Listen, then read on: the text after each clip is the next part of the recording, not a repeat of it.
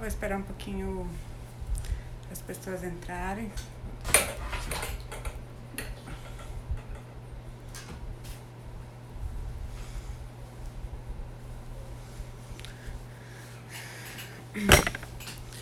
Hoje a live não tem nenhum tema específico, vocês podem ir mandando perguntas que eu vou respondendo, mas vou tentar começar respondendo as perguntas mais frequentes aqui.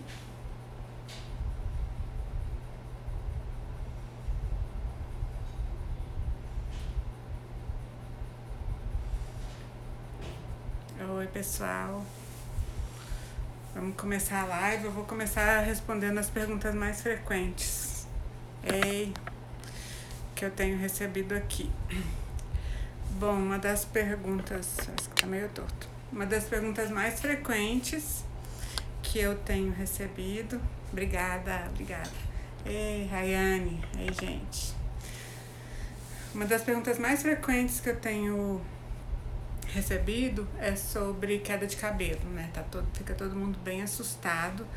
Os meus pacientes que vão operar têm um grande medo dessa questão da queda de cabelo. Então eu vou falar um pouquinho sobre isso. A gente já fez uma outra live sobre isso, mas acho que ficou comprido e acho que tem como eu sintetizar melhor. Então, assim, queda de cabelo depois da cirurgia bariátrica, entre o terceiro e o sexto mês, é uma resposta à perda de peso rápida e o baixo consumo calórico, certo? Tem esse mito de que é por causa da cirurgia e tudo, né, da anestesia, não exatamente isso. É uma consequência da cirurgia, porque comeu menos proteína, o seu corpo está sentindo aquela redução de ingestão tanto de proteína quanto de calorias, quanto de vitaminas e minerais. Passou do sexto mês, tem alguma relação com deficiência nutricional. Então a gente tem que suplementar. Aí pergunta 1. Silvia, você espera começar a cair o cabelo para você passar suplemento? Não, né? Se a gente sabe que a partir do terceiro mês pode ter queda de cabelo, a gente já aumenta, a gente já aumenta a quantidade de vitaminas e minerais no terceiro mês. Da queda de cabelo, nesses pacientes pós-emagrecimento, tem relação com quantidade de ferro, né? Na verdade, principalmente bypass e sleeve, que tem uma redução na absorção de ferro. Então, assim, às vezes a pessoa não tem anemia, mas as reservas de ferro estão baixas e isso já dá queda de cabelo. Às vezes o paciente não tem anemia, mas com a reserva baixa ele tem queda de cabelo, ele tem fraqueza. Então, para não ter queda de cabelo, o nível da sua reserva de ferro tem que estar acima da média. Tem um valor mais alto que a gente... obrigada. Que a gente costuma aceitar, né? Que é a ferritina acima de 40. Fora isso, a gente mede vitamina A. Pode estar relacionado com zinco, muito comum. Pode estar relacionado com selênio. Pode estar relacionado com proteína. E eu falei que outro dia deu bastante ibope, que eu falei da lisina, né? Então, é assim, nos compostos que a gente toma, porque eu também tomo, tá, gente? Tem que ter aquela L-lisina, que é um tipo de aminoácido que ajuda no crescimento do cabelo. Então, eu falei ferro, falei zinco, os ômegas, né, os óleos essenciais. As cirurgias normalmente têm uma certa desabsorção dessas gorduras. E normalmente é muito difícil a gente consumir toda a quantidade de ômega que a gente precisa da dieta. E isso também é importante para o crescimento do cabelo. Agora, o ponto principal de tudo isso, que todo mundo fica assim um pouco receioso, assim, não quer falar, deixa pro final, não, depois a gente discute isso, é a proteína. Se não aumentar a proteína, não tem jeito. Na verdade, o seu corpo ele vai utilizar a proteína que você consome para o que é vital, que é para manter as suas células do corpo, evitar anemia, fazer novas enzimas, né? Tudo isso que mantém o seu corpo vivo, assim, mantém o seu corpo saudável, ele vai dar prioridade para isso. E ele acha que o cabelo vai crescer quando sobrar um pouco. Então, o que acontece é que o cabelo começa a crescer, mesmo que você tome a vitamina, mas da raiz ele cresce fraquinho, porque ele tem menos queratina, ele tem menos proteína. Daí cai, né? Aí fala assim, mas como é que eu sei que tá começando a cair? Normalmente em situações que você não sabia, porque você não vai ficar contando fio de cabelo, tá, gente? Que tem gente que fala quantos fios de cabelo normal cair e quantos não é. Eu acho isso um pouco neurótico, porque eu juro que eu nunca contei. Você começa a notar que tem cabelo onde não tinha, do tipo assim, você levanta de manhã e você vê que no travesseiro, né? É bom usar travesseiro branco nessa fase pra você ver. Aí você vê que tem cabelo no travesseiro, vai tomar banho, você vê que cai mais, que o ralo fica com mais cabelo, essas situações chamam a atenção, daí tá caindo. Se a gente, como que se faz exame, né? A gente faz exame no pré-operatório, não esqueçam, gente, levar o resultado do exame para nutricionista no pré-operatório. Os estudos têm mostrado que os pacientes vão para a cirurgia com pelo menos uma deficiência nutricional. Então faz no pré, aí depois, se não tiver nenhum problema entre o segundo e o terceiro mês, tem problema sim, não sentir fraco, né? Não sentir desanimado antes da hora, porque aí não custa fazer um exame de sangue. Vou dar oi pra todo mundo que eu animo falando, aí depois eu não dou oi. Então, faz o exame depois, perto do terceiro mês, depois com 6, 9, 1 ano, tem que fazer exames de sangue regulares. Então, notou que tem alguma coisa diferente, ou notou que está aumentando a queda de cabelo, volta no profissional, né, no nutricionista. Então, começando falando do pré, né, então, outro dia me perguntaram assim, tem como prevenir já no pré a queda de cabelo? Tem, por isso que a gente já usa a vitamina no pré. Mas não precisa usar muito, porque no pré-operatório tem trânsito digestivo normal, então um polivitamínico dá conta, né, não alteramos nada. Então, ferro, zinco, vitamina A, selênio, falei da proteína, falei do ômega, já falei do ômega, e proteína, já falei proteína. Então são os mais importantes, sim, e biotina. Não existe assim evidência forte, tá? Mas tem muitos anos que a gente pesquisa isso.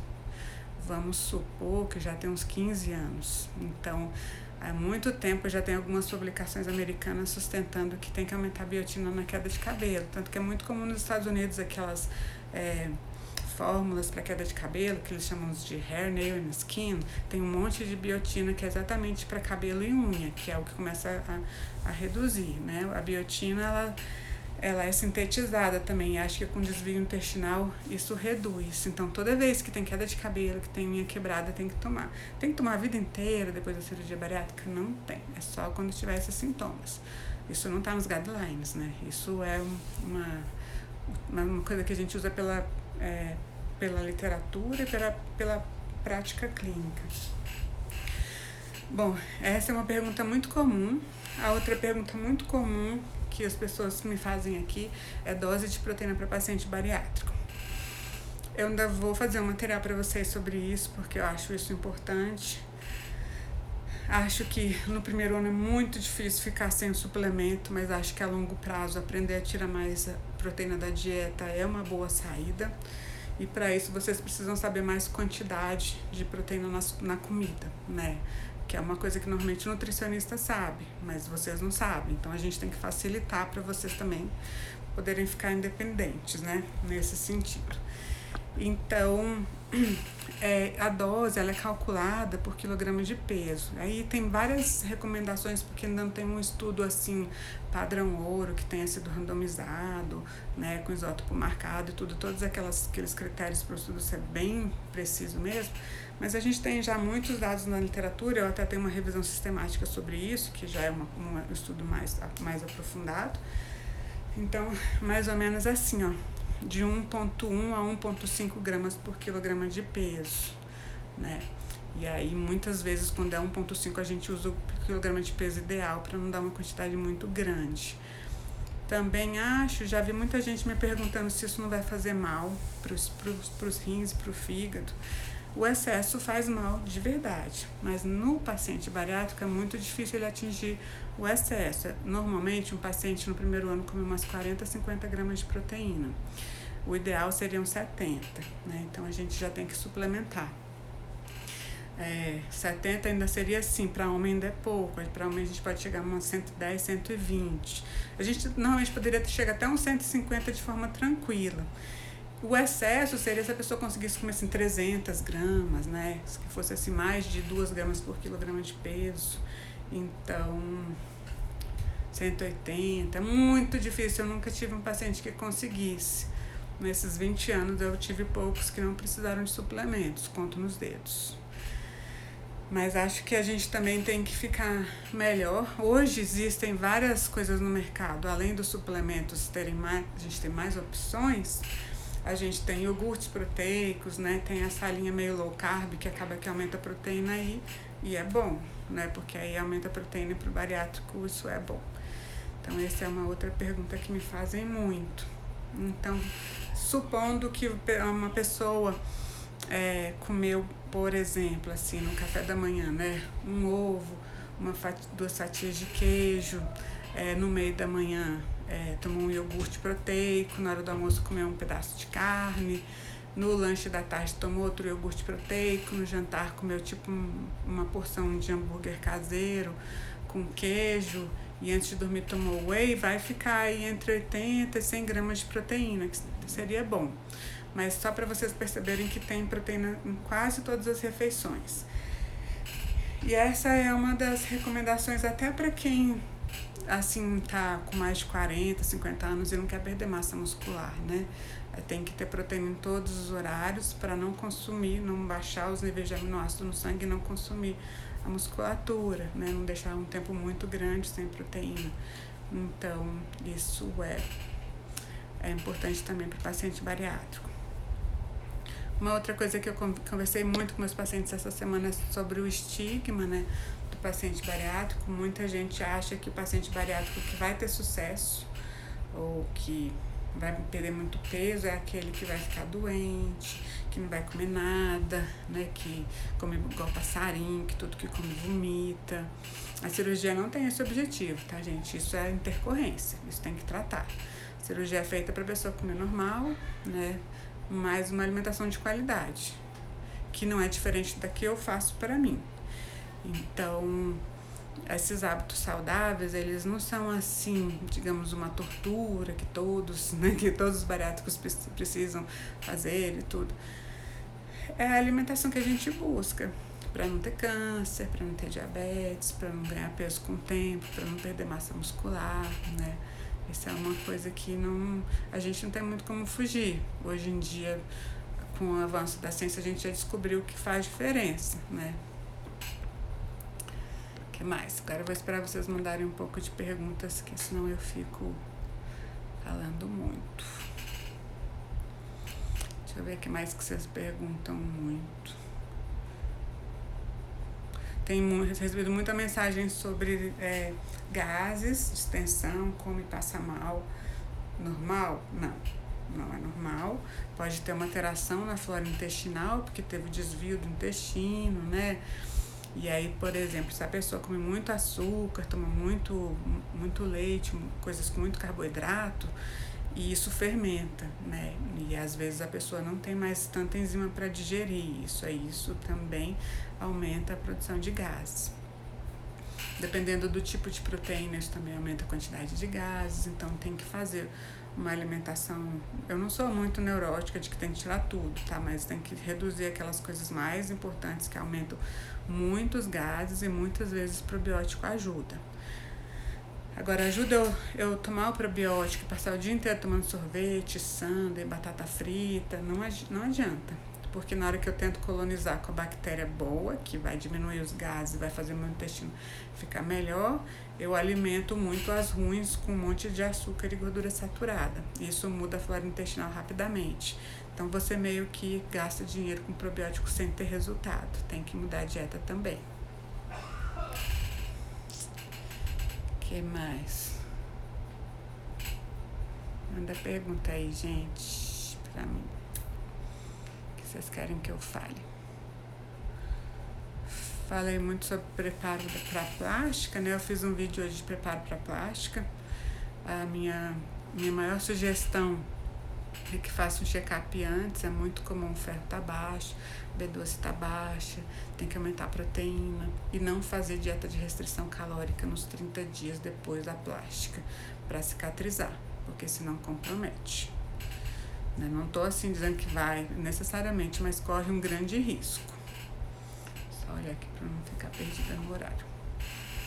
A diarreia nos primeiros dias, eu não uso probiótico, Raiane, nos primeiros dias, porque às vezes é um restinho assim, às vezes um pouquinho de sangue que ficou no trânsito digestivo da cirurgia, às vezes algum restinho de alimento. Eu acho que isso a gente vai dando água de coco, às vezes um refresco de caju, né, vai controlando.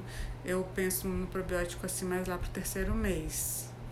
Não, no pós-operatório, apesar de eu saber que hoje já tem pessoas bem arrojadas que usam, eu ainda acho que tem um risco de imunossupressão, né? E a gente não sabe se essa diarreia, por exemplo, diarreia nos primeiros dias, não é porque mudou a flora, porque não é assim, né? Tipo, mágica.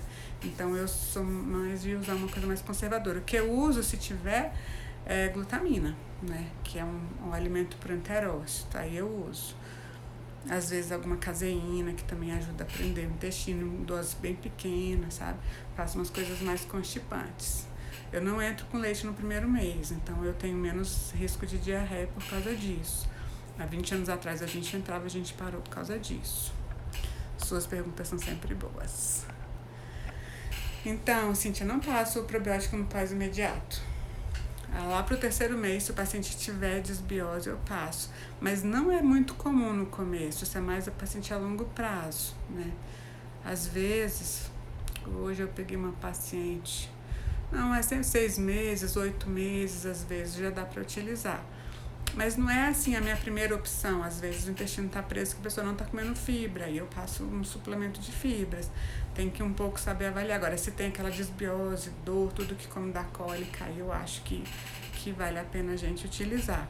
Às vezes não é bom você usar a mesma cepa toda vez, às vezes eu troco o tipo, né? Vou trocando as cepas, às vezes um não funcionou e a gente troca. Tudo isso é muito empírico, né? A gente sabe. Ideia. A biotina prevenir? Então, não precisa usar antes da queda de cabelo, porque ela não é assim, uma vitamina que você precisa em grandes quantidades. Né? Se você me perguntar assim, né, como que eu faria, 2 meses, 2 meses e meio no máximo, seria assim, mais cedo que eu entraria com a biotina, que normalmente eu entro com 3. Então, Rayane, eu não uso probiótico na dieta líquida no pós-operatório. É isso, eu prefiro usar glutamina, porque eu protejo o enterócito, né, sem correr nenhum risco de imunossupressão e tudo.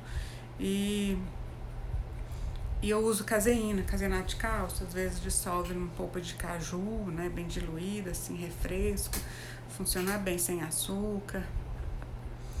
Não, eu não uso, eu não acho que é isso que vai resolver nessa fase. Porque às vezes, gente, você entra com probiótico e o probiótico não vai mudar a flora intestinal numa época que já tem um rearranjo intestinal, né? O corpo já está se adaptando. Então, você vai aumentar a formação de gases. E eu acho que pós-operatório, gases, é muito ruim, né? Aí eu penso assim, se eu não posso ajudar, eu não quero atrapalhar, sabe? Então, quando eu entro com o paciente já cicatrizado, ele tá mais pra frente, e eu aviso, olha, nos 3 primeiros dias pode ter aumento de gases, tem que falar, porque senão o paciente acha que tá doente. O que mais vocês querem saber? Sobre os suplementos da queda de cabelo, o ômega pelo menos 1 grama. Aí tem muitos que não dão aquele gosto de peixe também, tem que tomar cuidado, que tem uns que tem gosto de peixe e é bem ruim. O tamanho da cápsula também, se for muito grande, tem paciente que não tolera bem. Paciente de sleeve, né, às vezes eles têm dificuldade de engolir comprimido. Aí às vezes eu uso aquele óleo de krill, que também tem ômega 3 e é bem pequenininho a cápsula. O que mais? Vamos falar de perda de massa muscular? Tô adorando falar disso, porque eu tô escrevendo um capítulo, não é capítulo, é um artigo. Perda de massa muscular. Faz cirurgia, não perde nada de músculo? Mentira, toda perda de peso você perde gordura e perde um pouquinho de músculo, só não pode ser muito, né? Se perder muita massa muscular, deixa eu só ver aqui. Se perder muita massa muscular, você pode diminuir o metabolismo, dar aquela situação que a gente chama de sarcopenia, que é a perda funcional da massa muscular. Então, a gente tem que cuidar até quanto que é normal, né? Então, assim, nas últimas revisões que eu fiz, de 16% a 23% no primeiro ano é a época que mais perde massa muscular. Perdeu mais do que isso, está perdendo mais, está desnutrindo, né? Perdeu menos, super joia. Aí significa que você vai manter a massa muscular, vai manter o metabolismo alto, né? E isso vai te ajudar a manter o peso mais pra frente. Essa parte de manter massa muscular é muito importante. Aí é muito... Por isso que tem que avaliar antes, porque senão você não tem como dizer pro paciente quantos quilos de músculo e quantos quilos de gordura perdeu. Vou operar, começar a dieta líquida dia 22, opera dia 29. Tem que tomar centro. Dieta líquida é uma dieta de muito baixa caloria. Toda vez que tem uma dieta com menos de 1.200 calorias, tem que ter suplemento, porque ela não supre o mínimo que um adulto precisa. Que tipo de proteína que eu recomendo? Menina, eu não sou preconceituosa e nem tenho conflito de interesse. Então eu dou pelo menos 3 opções, eu dou aquela com gosto de chá, eu dou sem sabor, opção, né? Eu dou sabor de baunilha, eu dou aquelas que é tipo sabor gourmet, depende do sabor, do que o paciente gosta, né? Falar, você gosta com gosto, você gosta sem gosto, você toma leite, eu vou tentando entender, e aí eu dou umas 3 opções. Eu tento não dar só uma. O lindo hoje é que tem sachê, sabe? Então eu falo assim, compra os sachês, você testa e vê qual você gosta. Porque senão a pessoa compra uma lata desse tamanho e fica sobrando lá. Ei, Érica. Existe um percentual de massa muscular? Não, existe de proteína, né? Então aí a gente o resto vai massa magra. Então, assim, o esperado é que quando você perder todo o peso, o excesso de peso que é adequado para o seu peso saudável, você tenha menos de 32% de gordura, né? Pode ser muito menos, mas assim, menos de 32% você já não tem risco de doenças cardiovasculares associadas ao aumento de gordura corporal, que é o principal foco da cirurgia bariátrica. Porque aí assim, ó, se eu falo 32, eu vou ter o quê? 32,68, né, de massa magra, mas isso não é músculo, porque massa magra tem água, tem tecidos, tem massa óssea, certo?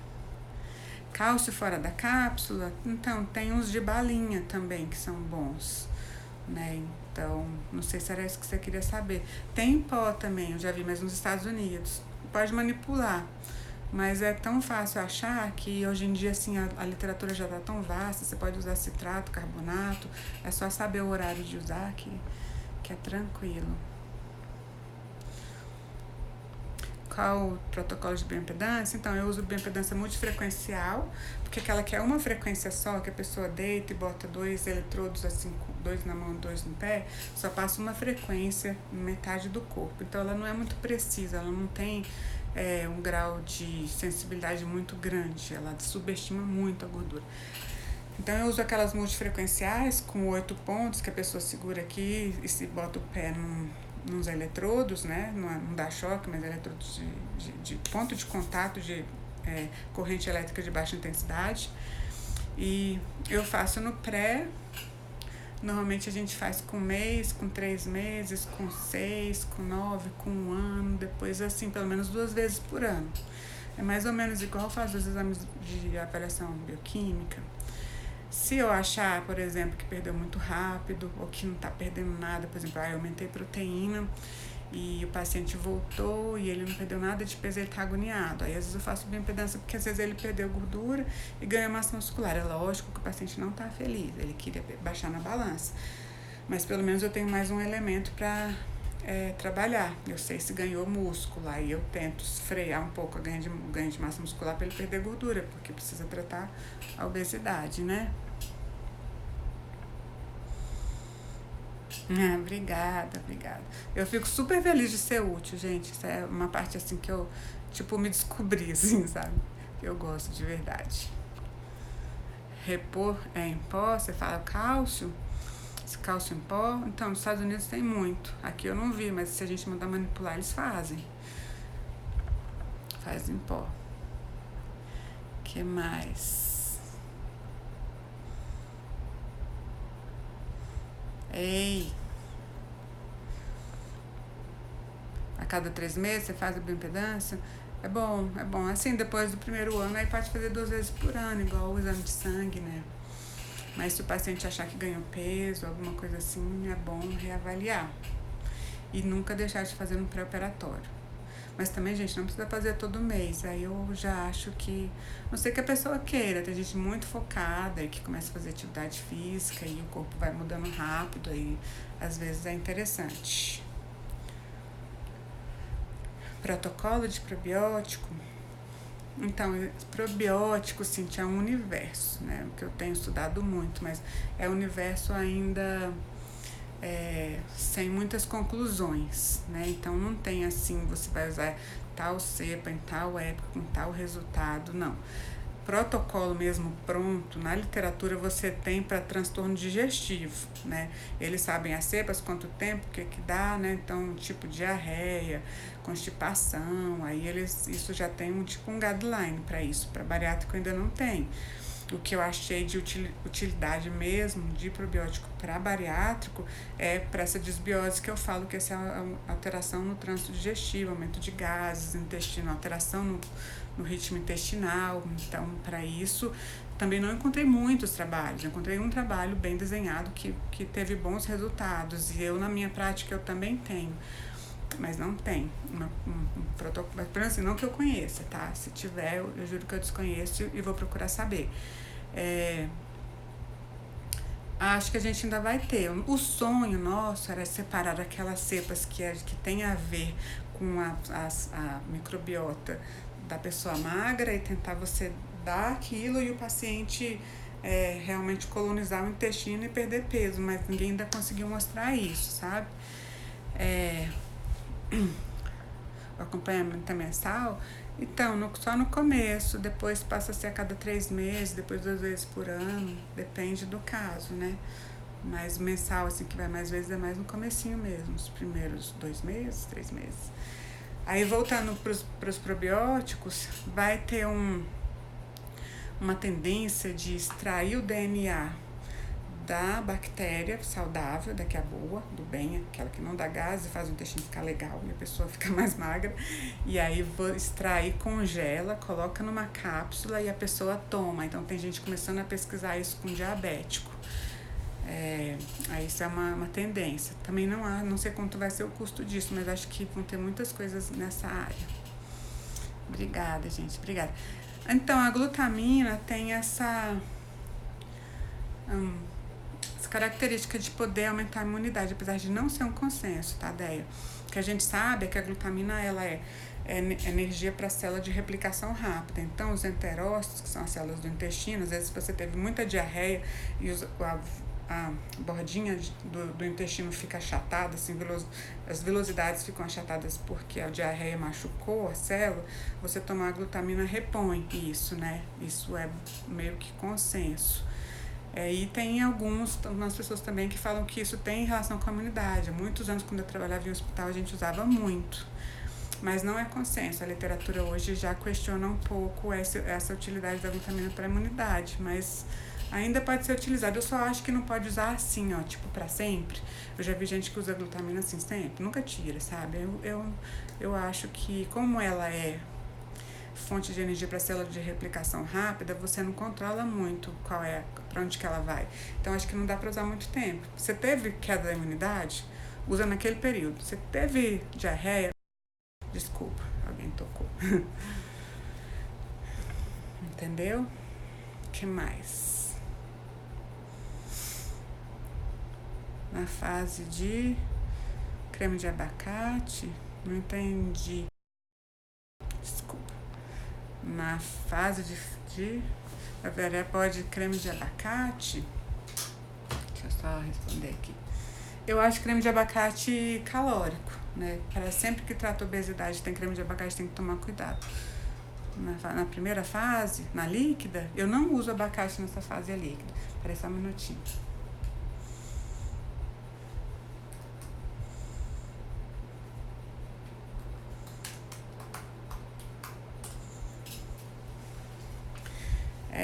Eu não uso muito abacate, Márcia, nessa fase. Assim, depois que o paciente já perdeu peso, fazer aquelas guacamoles de vez em quando, usando um pouquinho, não tem problema. Na fase pastosa, é calórico.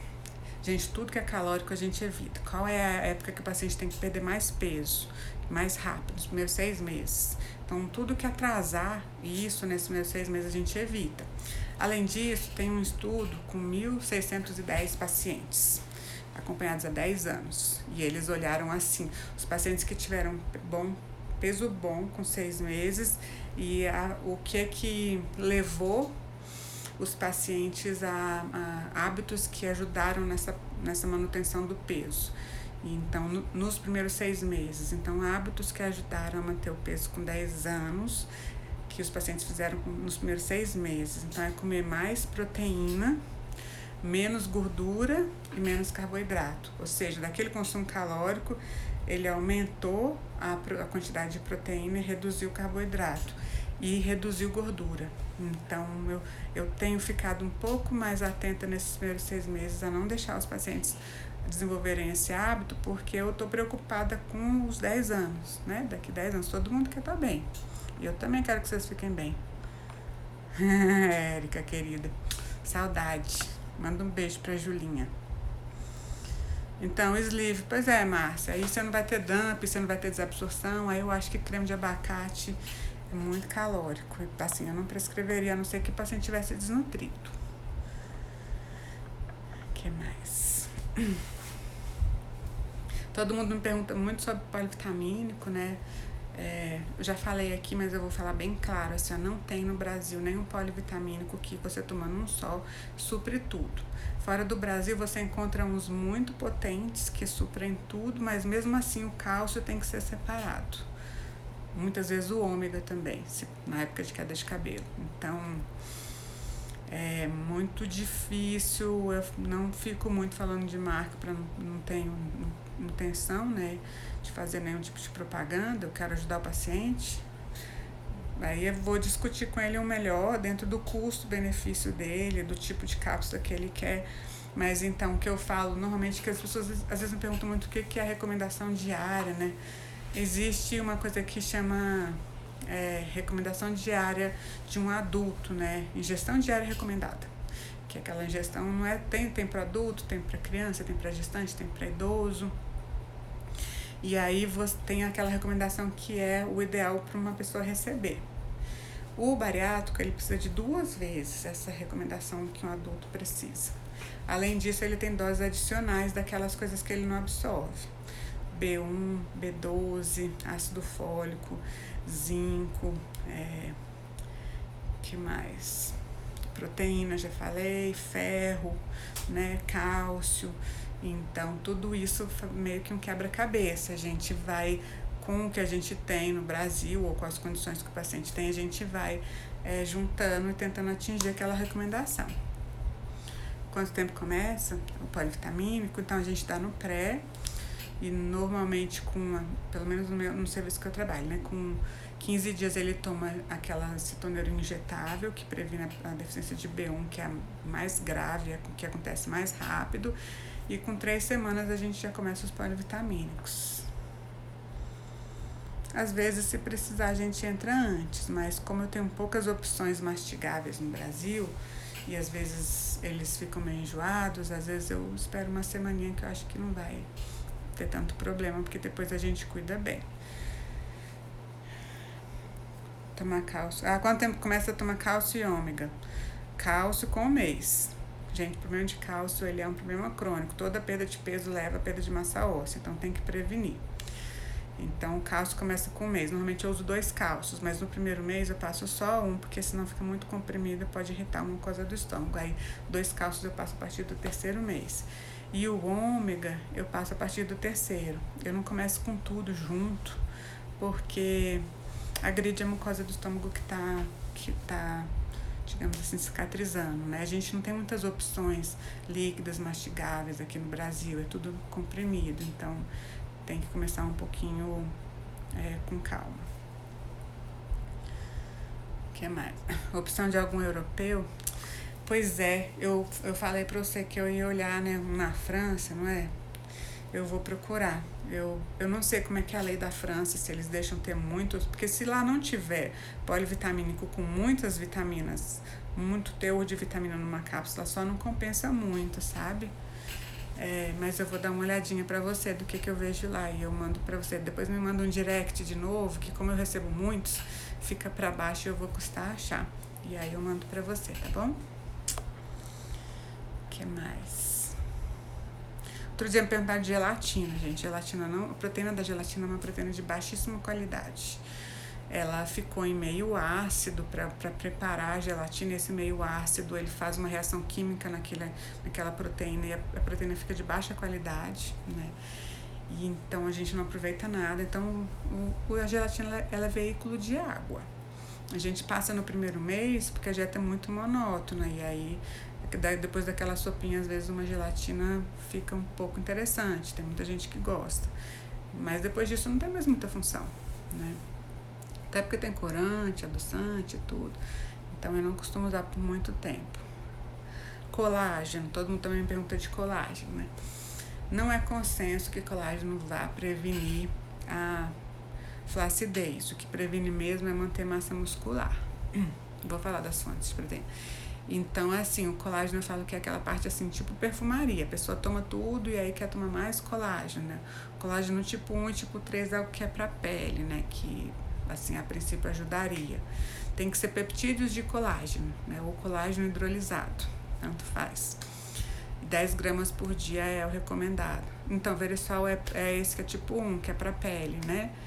É bom, mas não é consenso. Até entre os dermatologistas eles discutem muito, porque tem que usar separado do outro para não ser utilizado como fonte de aminoácido para outra coisa. Então,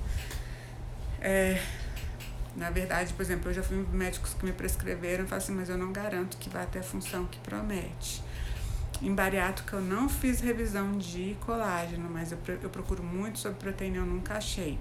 Prometo fazer outra revisão para ver se saiu alguma coisa. Então assim, ó, tomou tudo, coube tudo. Aí, mas eu quero também tomar o colágeno, não tem problema. Mas tirar a proteína de alta qualidade e botar o colágeno não vai ser bom. Dizem que o colágeno é muito bom para a célula intestinal, como se entre uma célula e outra ela fizesse, colocasse assim um tampão assim protegendo, sabe? Deixasse as suas células intestinais mais protegidas. Tem esse...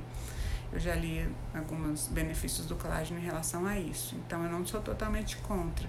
Só não dá pra super garantir. Porque se a pessoa não fizer atividade física, não tomar whey e achar que só o colágeno vai resolver, aí eu acho que não vai. Melhor fonte de proteína são as proteínas de origem animal. O ovo, leite, queijos, iogurtes, carne, frango, peixe... são as que são completas porque tem todos os aminoácidos que o seu organismo precisa. Se não chegar todos os aminoácidos, o seu corpo ele não faz o que ele tem que fazer, porque quando ele vai fazer uma célula nova, aquela célula nova ele precisa de todos os aminoácidos essenciais. Por que essenciais? Porque o seu corpo não produz. Mesmo que você quebre do músculo, tirar de algum lugar, você não produz os essenciais, tem que vir da dieta. Então, é importante utilizar esse tipo de proteína. Hoje em dia, os veganos, ou quem quer mesmo diminuir proteína, tem muito mais opção, mas vai ter que acrescentar suplemento. Os suplementos veganos, hoje em dia, eles já são acrescidos daqueles aminoácidos limitantes. O que é aminoácidos limitantes? Aqueles que eles não têm, né? Aqueles essenciais que eles não têm. Essa é uma área que desenvolveu muito e vai desenvolver mais, porque o número de pessoas que está interessado nessa vida assim, menos carnívora está aumentando, né? Então, eu acho que a indústria vai investir muito nisso ainda. Tem até barrinha vegana. Tem uma que eu acho menos ruim, mas falar que eu acho uma delícia eu não consigo falar. Mas acho que ainda vai ter espaço para melhorar mais. O que mais? Deixa eu ver se eu já falei muito, que eu disparo a falar. Falei 40 minutos, daqui a pouco eu não consigo gravar para colocar para vocês lá no YouTube. Então, eu vou agradecer a presença de todos vocês, igual eu faço sempre. No final, eu vou deixar uma figurinha, horário para vitamina. Tem que dividir, ideia, tem que dividir. Não dá pra tomar tudo de uma vez só. Mas assim, se você for muito apertada do tipo trabalho o dia inteiro, eu coloco de manhã e de noite, eu negocio. Mas, por exemplo, cálcio não pode ir junto do ferro. O ômega é melhor depois da refeição. Zinco não pode ir junto com cálcio. Os cátions bivalentes não podem ficar juntos. Então a gente sempre monta um esqueminha, certo? O uso do whey, então, o primeiro ano é mandatório, depois só vai ficar liberado se você atingir, mas é muito difícil atingir. Eu não fiz cirurgia bariátrica e hoje em dia eu tenho muita dificuldade de ingerir a quantidade de proteína que eu preciso e eu tomo. Então isso é bem individual, certo? Gente, obrigada, adoro que não tá boa. Melhorou. Então eu vou salvar a live vai ficar aqui disponível no meu stories. E eu vou deixar a figurinha para vocês mandarem perguntas que eu não tenha respondido aqui, tá bom? Beijo.